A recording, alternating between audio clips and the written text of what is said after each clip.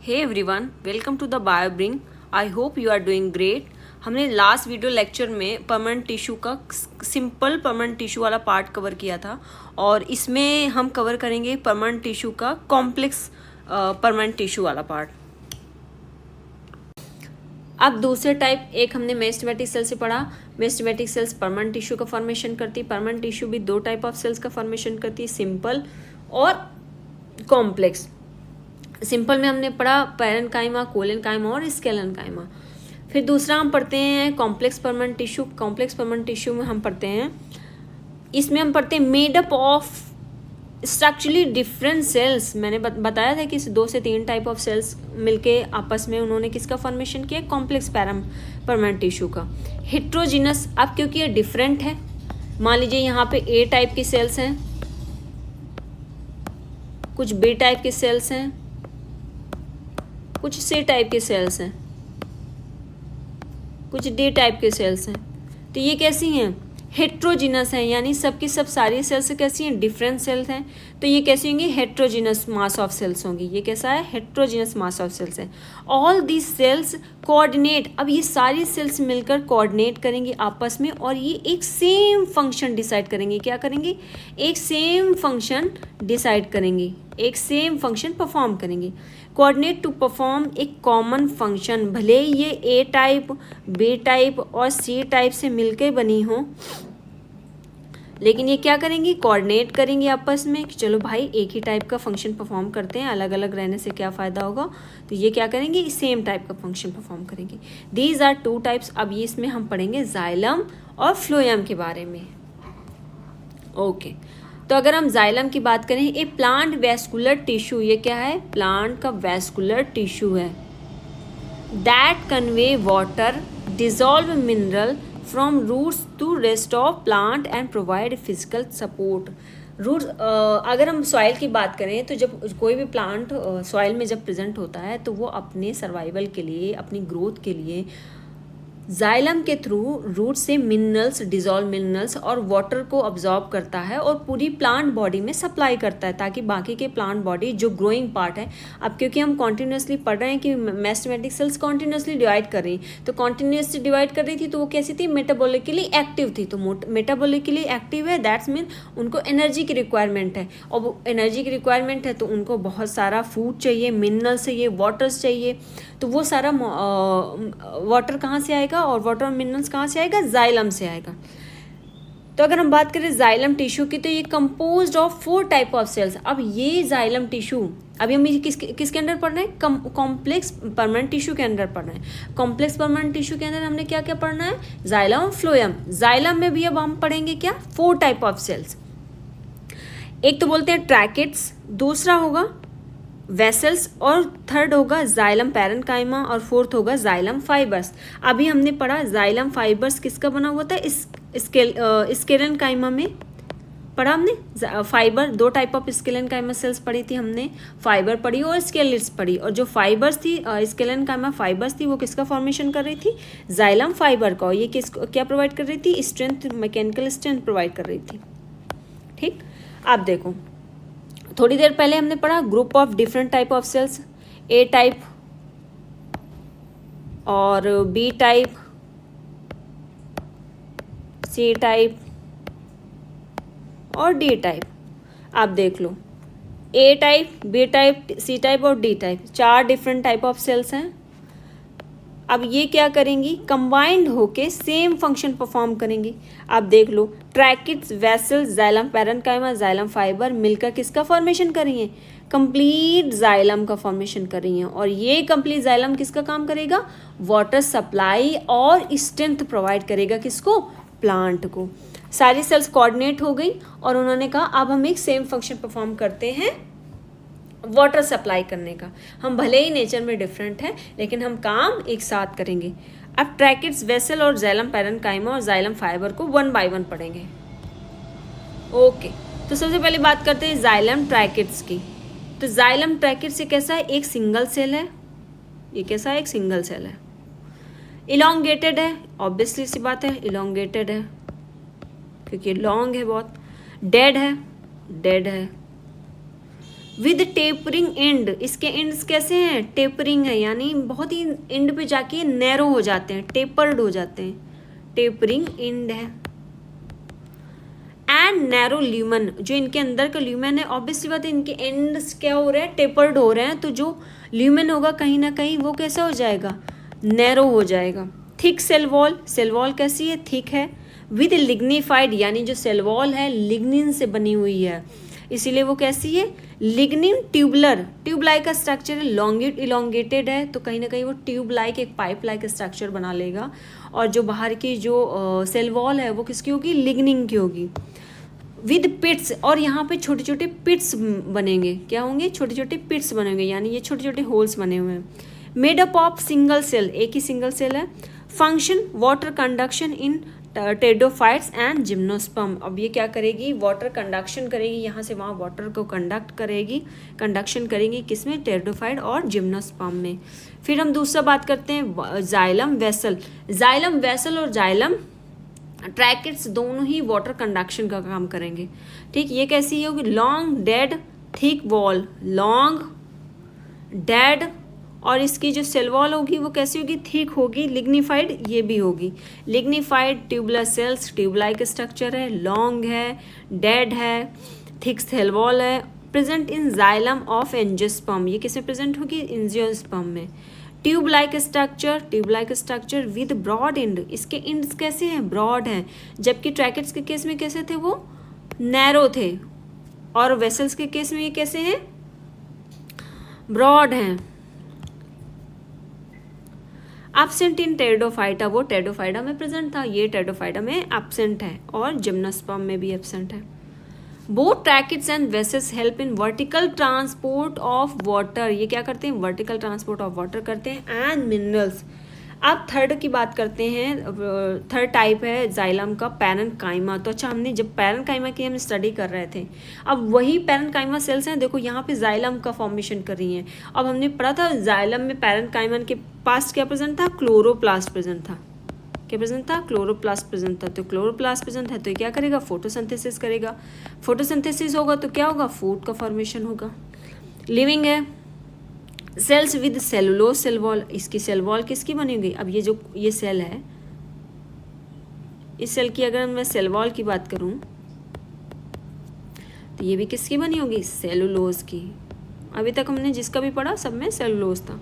Function क्या है, store food, obviously बात है, क्लोरोप्लास्ट है, फूड बनाएगा तो फूड स्टोरेज भी होगा। And help in the conduction of water and mineral, और साथ ही साथ वाटर और मिनरल्स का भी कंडक्शन करेंगी। जाइलम फाइबर की बात करें तो हमने पढ़ा था, जब हम स्केलेनकाइमा पढ़ रहे थे तो स्केलेनकाइमा फाइबर किसका फॉर्मेशन करी थी, जाइलम फाइबर का।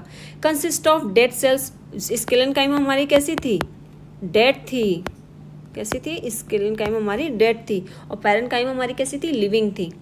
इसीलिए यहाँ पर जो जाइलम पैरेन्काइमा है वो कैसी है, लिविंग है।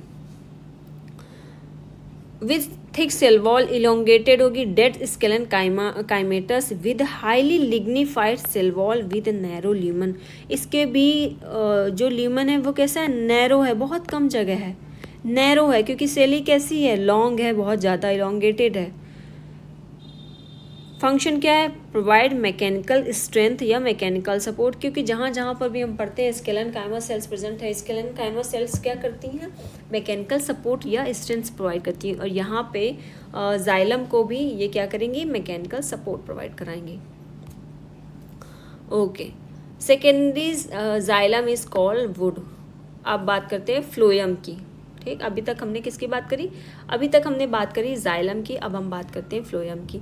Also known as a bast because phloem fibers, क्या, phloem fibers of plants like jute, flax and hemp are use for binding purposes. कुछ प्लांट्स का जो फ्लोएम होता है, फ्लोएम फाइबर होता है, क्या, ये 4 टाइप ऑफ फ्लोएम था, फ्लोएम में भी 4 पार्ट है।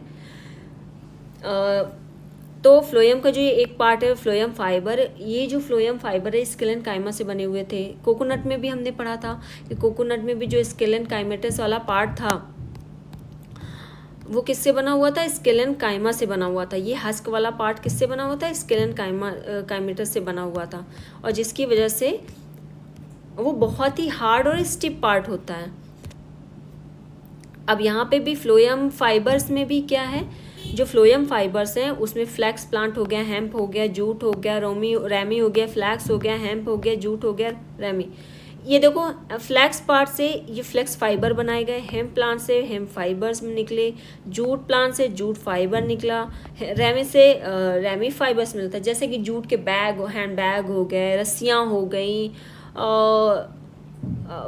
आपका चारपाई हो गई। गांव वगैरह में आपने देखा होगा कि चारपाई बनाते हैं लोग, वो क्या होते हैं, आपके फाइबर्स होते हैं, स्केलन काइमा होता है बेसिकली।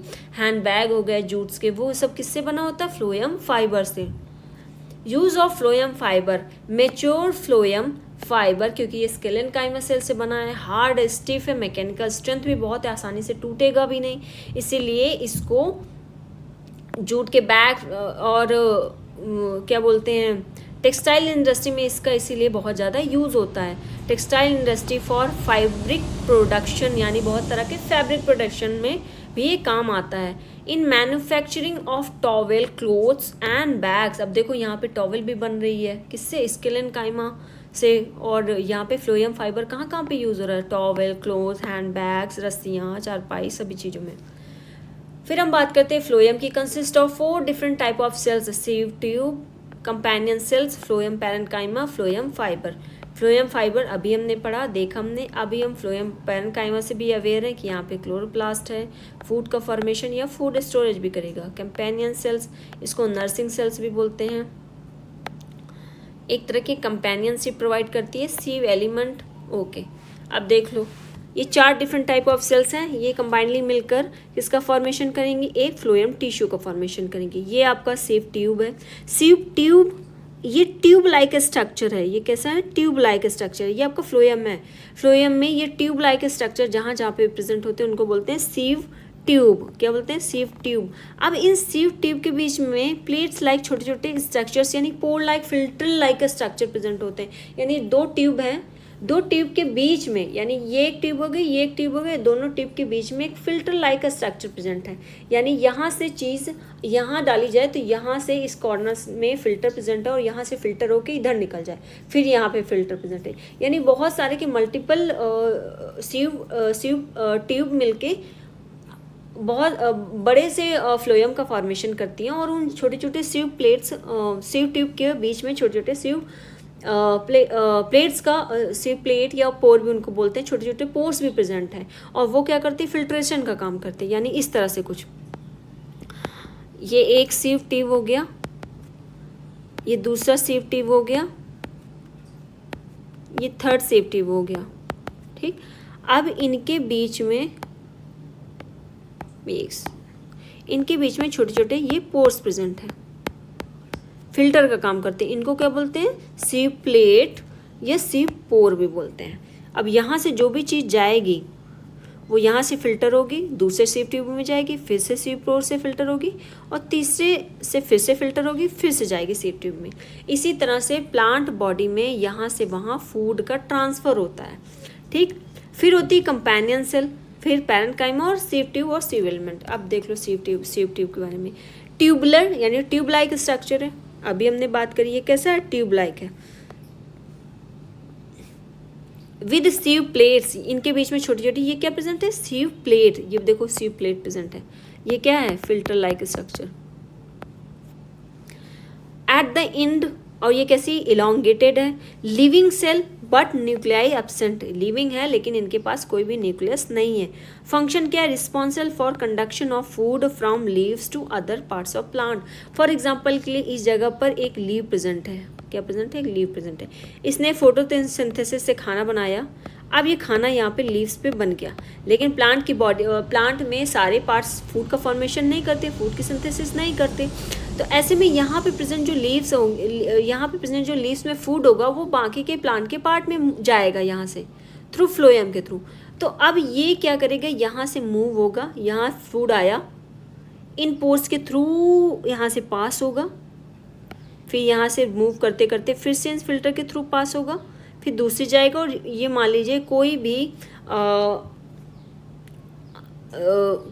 प्लांट का पार्ट है जिसको फूड की रिक्वायरमेंट है, मान लीजिए ग्रोइंग फ्रूट हो गया, इसको फूड की रिक्वायरमेंट है, तो ये यहाँ पे जाके ऐसे मूव कर जाएगा, यानी वहाँ तक पहुँच जाएगा।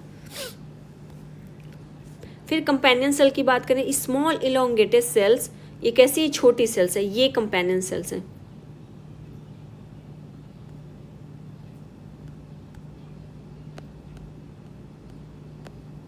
ओके, ये क्या है, ये कंपेनियन सेल्स हैं आपकी, ये आपकी क्या है, कंपेनियन सेल्स है, ये आपकी कंपेनियन सेल्स है, कंपेनियन सेल्स है, कंपेनियन सेल्स है, कंपेनियन सेल्स है।